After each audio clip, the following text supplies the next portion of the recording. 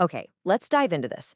Have you ever been in a long-term relationship and just felt that frustrating pattern? You know the one, where the initial spark, that magic, somehow gets buried under the weight of daily life and endless to-do lists. It's so common. But what if it's not just you? What if it's actually a glitch in the system? Does this sound familiar at all? That insane whiplash from a moment of pure intimate connection right back to logistics and demands? One minute you're lovers, the next you're project managers. Our source material points to this exact moment as a huge red flag, a symptom of a much, much deeper issue. And here's the most important part of this whole idea. This is not about blame.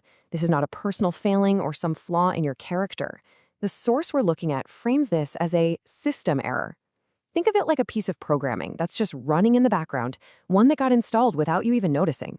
So what is this error? Well, it's called the male mode. Now, this has nothing to do with being a man. It's a mode of operation, an energy that's all about doing, directing, and solving problems. For a lot of women, it's a strategy we copy to get ahead and just survive in the world. It's like this useful coat we put on to get things done. But the real problem starts when we forget we're even wearing. So what flips the switch on this male mode?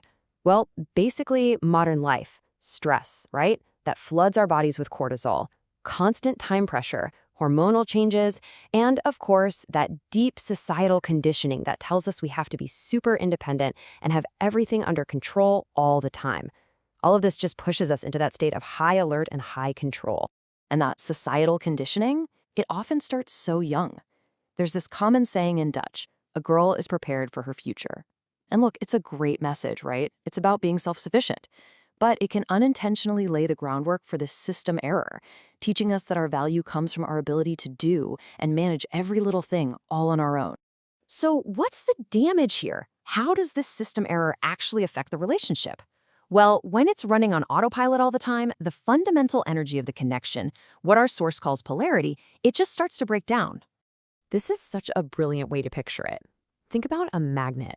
You have a positive pole and a negative pole, and together they create this powerful, undeniable attraction. But what happens when you try to force two positive poles together? They push each other away, they repel. When both people in a relationship are operating in that same directive, goal-oriented plus energy, that natural magnetic pole just completely short circuits. And here's where it gets really provocative.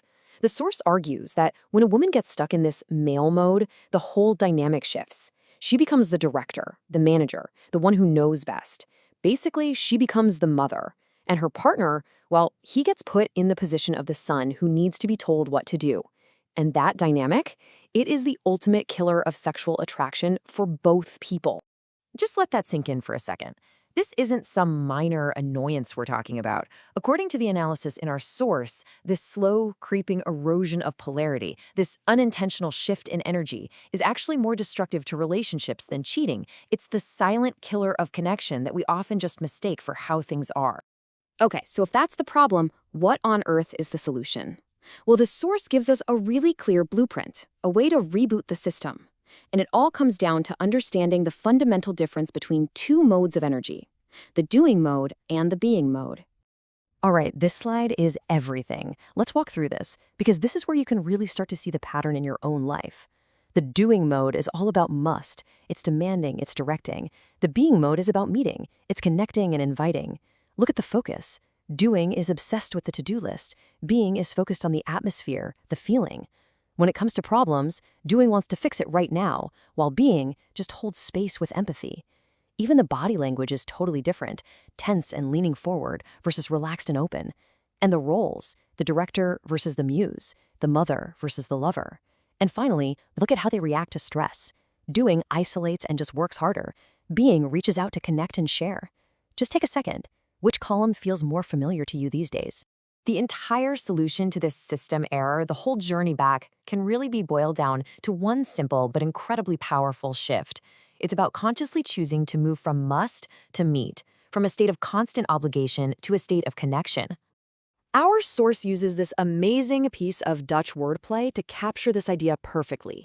The word for must is moeten, but if you add the prefix ont, which means to undo or undo something, you get ontmoeten. Now, literally, that means to unmust. But it's also the Dutch word for to meet. How cool is that? The entire shift is right there in the language, moving from a demanding state to a connecting one. And that's really the heart of it, taking off that coat of doing that we all wear just to survive and remembering how to simply be in our relationships again. This isn't about never having a to-do list. It's about consciously choosing which mode you're in and not letting that system error run your connection into the ground. That's something to think about, isn't it?